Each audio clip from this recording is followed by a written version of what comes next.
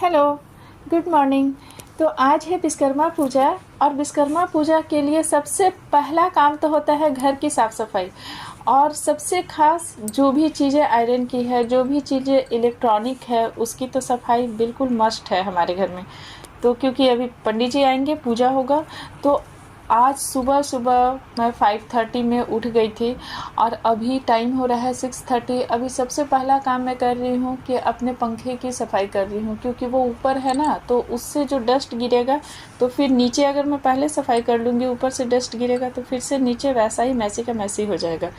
तो अपने बेड पे एक पुराना सा बेडशीट डाल दे रही हूँ और मैं पंखे की हाइट तक नहीं पहुँच पाऊँगी, इसके लिए एक ये लकड़ी का बना हुआ पीढ़ा है, चौकी है, उसे मैं रखकर उस पर अब चढ़कर इसकी सफाई की कोशिश कर रही हूँ। तो देखिए, मैं ना ये हमारे पास ये नया विम बार है और उसका नया स्कॉच ब्राइट भी है, तो उससे ही मैं पहले इसकी सफाई करूँगी।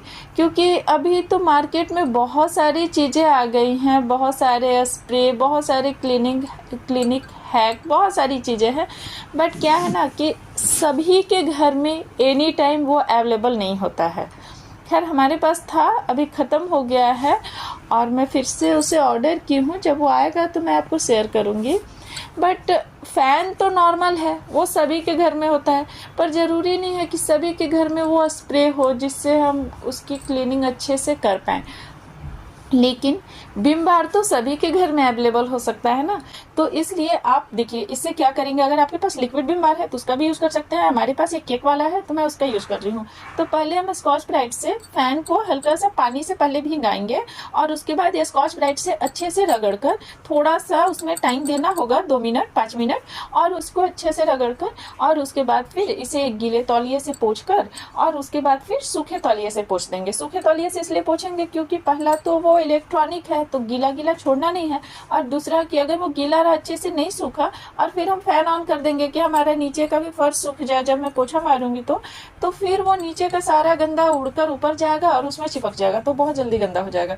इसलिए जब भी इसकी सफाई करें तो ऊपर से एक सूखे तौलिए से फिर जरूर से ही पोंछ दे।